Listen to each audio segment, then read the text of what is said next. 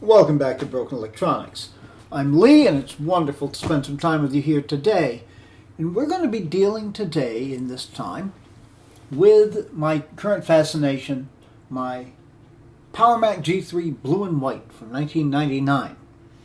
We've done several upgrades. We've had a whole series of videos on it, which probably most of you have seen. But today we're going to do a big upgrade. Hopefully one that actually works. What we're going to try doing today, something I picked up, a Sonic Encore ZIF G3 to G4. G3 or G4. This is a G4 upgrade card. Now, on the PowerMac G3 Blue and Whites, the processor is on a daughter card, which is on a very simple so-called ZIF connector. The ZIF socket, ZIF standing for Zero Insertion Force, goes in very, very easily. So you can quite easily remove the existing processor and put in another processor. Now, this box was not sealed. I believe it's been used before, but we have it here. And we have here our Sonnet Installer CD, a really big instruction manual, made bigger than it ordinarily would by the fact, of course, it's in French, Spanish, and English, but very nice to have. And finally,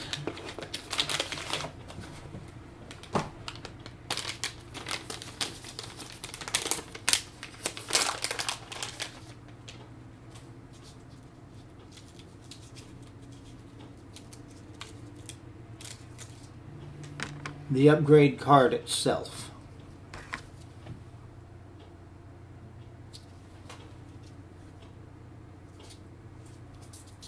Now, if we can take it out there.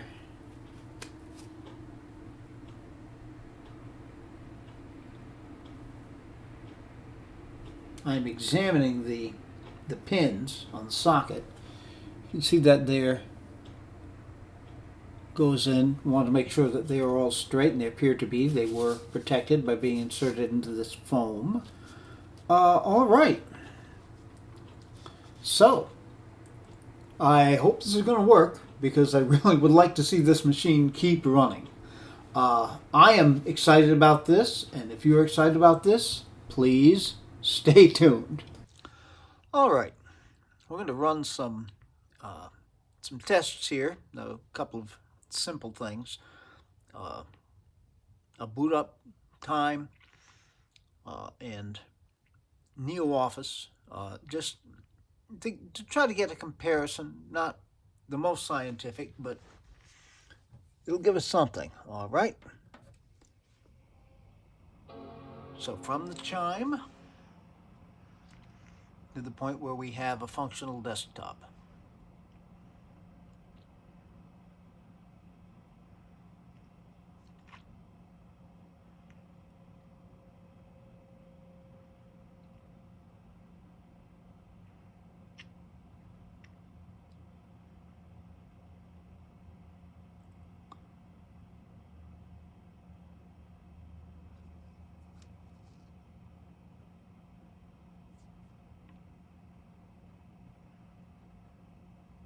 Okay.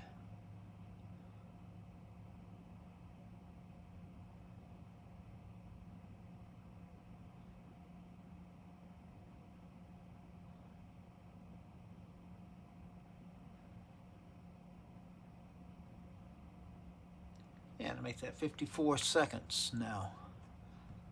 Not everything is there yet, but things should be working. All right, so 54 seconds. Boot up. Okay, there is our FireWire internal drive, which takes a moment to come up. All right. Now, NeoOffice.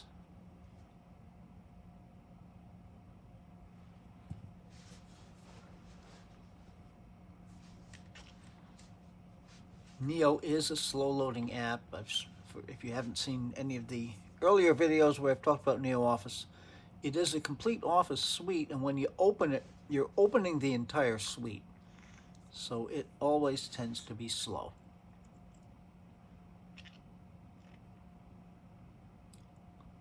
So it should be opening a text. Now I'm going to time this from the point that I open the app to the point where I can actually type into this text document.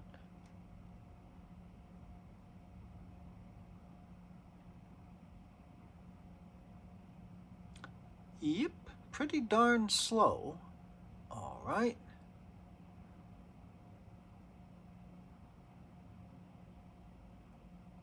Here's our text document.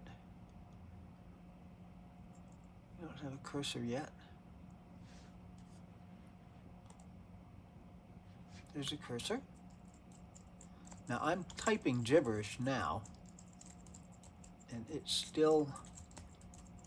Okay, now, 1 minute 21 seconds from the point that I opened the app to the point where it was reacting to keyboard input in real time. It was putting up letters, but I would just keep typing. You'd get a few letters, then a few more letters.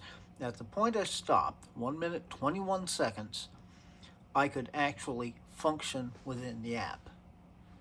Okay.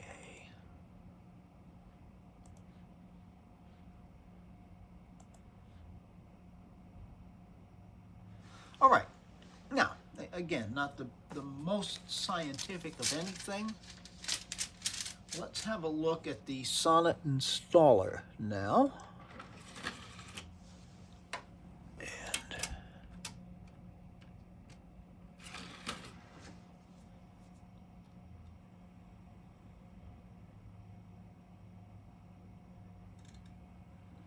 take a moment to mount up.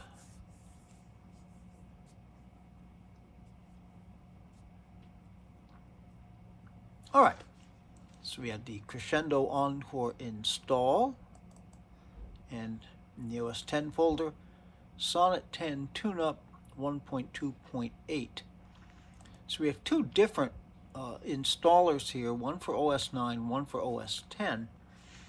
The 1.2.8 makes me think it's actually intended for Jaguar, which would make some sense actually.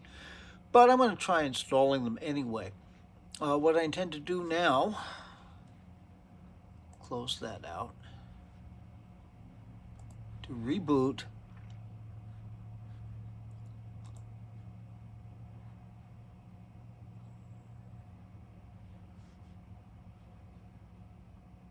Into OS 9,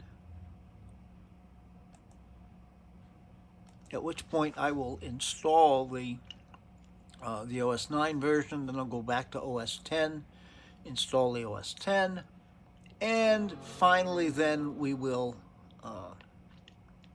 actually perform the upgrade. Okay, so I think I will do these things off camera because this could end up being a really long video. Maybe not, but what the heck. Stay tuned. All right, we see here the processor heatsink.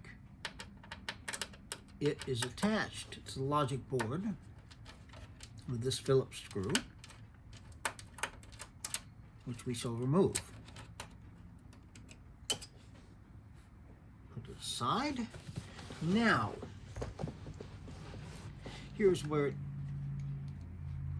to remove the heat shield, it is held on with a spring clip. Now this spring clip is quite tight, and if you're not careful about it, it can go flying and possibly lose itself. So I'm going to use the Phillips here to hold it down, and then dislodge it. Take it off. There we go. All right, now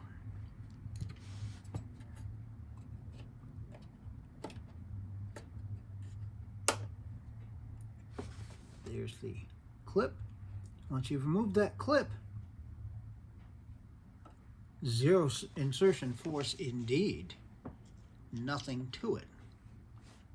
All right. Now,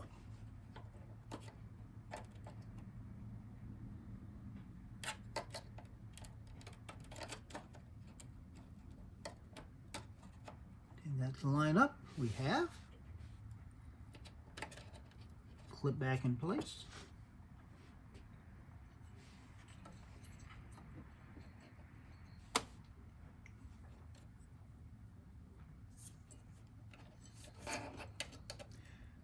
By the way, you will notice the lack of thermal paste. Apple didn't use thermal paste in the G3s. They used instead a thermal pad. Okay, that's locked into place. Now,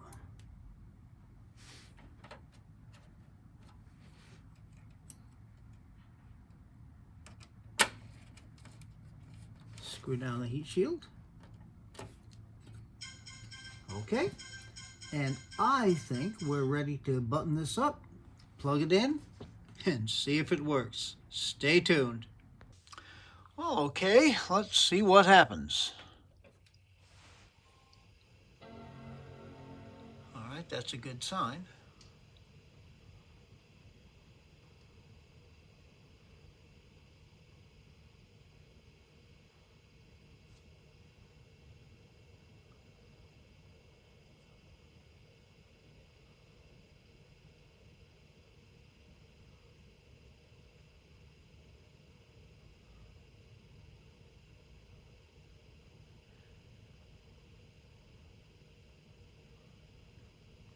This is not a good sign.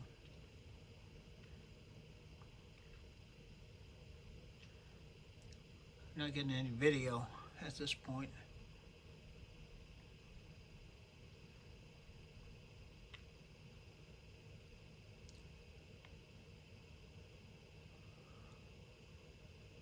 Well,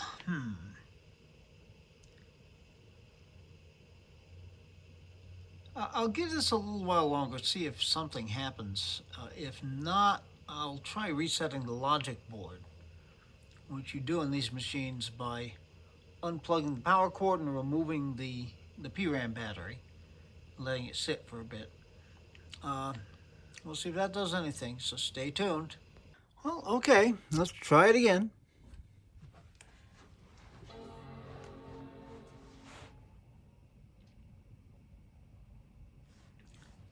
Now, resetting the logic board would reset the NVRAM. It may boot up into a different OS.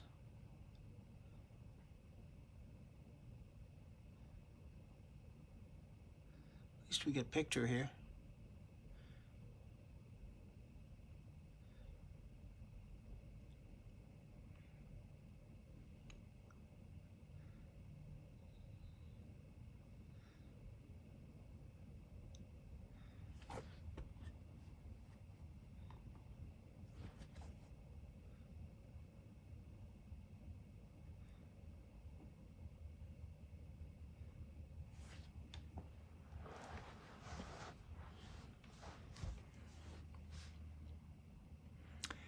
Yeah, we have a picture. That appears to be about all we have.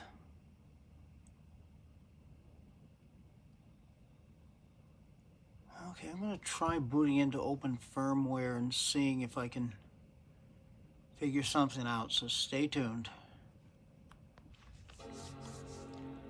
Well, this has been a trying 3 days. I would like to say that it's fixed, but it isn't completely. I tried pressing the CUDA button. That did nothing. I tried resetting the logic board. That did nothing. I tried booting into install disks. The best I was ever able to get was a kernel panic. Now, it's booting up now, to be sure. Hopefully.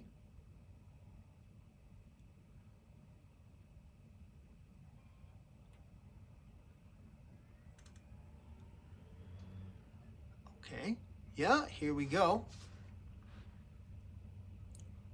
Don't kernel panic on me.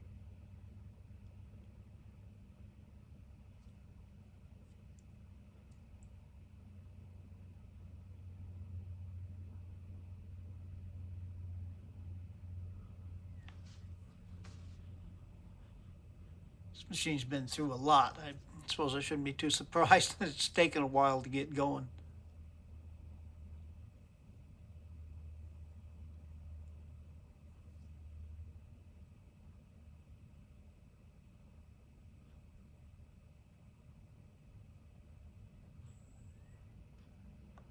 Okay, and here we go.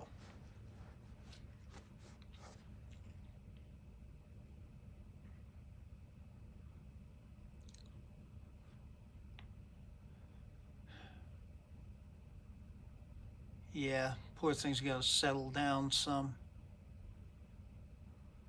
All right.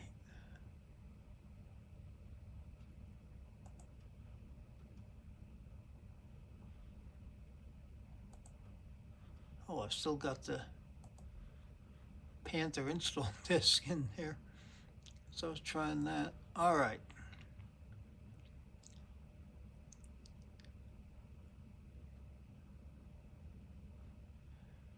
Boy, I don't know why about this Mac takes so long to come up. Here we go. All right. But as you can see, the reason we're up and running now, I put the G3 back in, which, I don't know, it's not the worst news in the world. At least I haven't bricked the machine. It is working. Things are okay, but I could not get it to boot up with that G4 card in there. As I said, the best I could do was a kernel panic. So, back to square one. I still have a very functional PowerMac G3 blue and white. That's good. I'm going to throw this out to the community at large. If anyone out there has any idea as to what I could do beyond the things I've already outlined to get this to boot up with the G4 card in there, I'm willing to give it a shot. If not, I am very happy with the very nice blue and white that I have. So, until such time as somebody comes up with something, be good to other people. Be good to yourselves. Take very, very good and careful care in these very difficult times. We'll see. Maybe we'll come back with something else on this if something presents itself. But we certainly have a lot of other machines to look at and a lot of fun to have. Until such time, this has been Broken Electronics.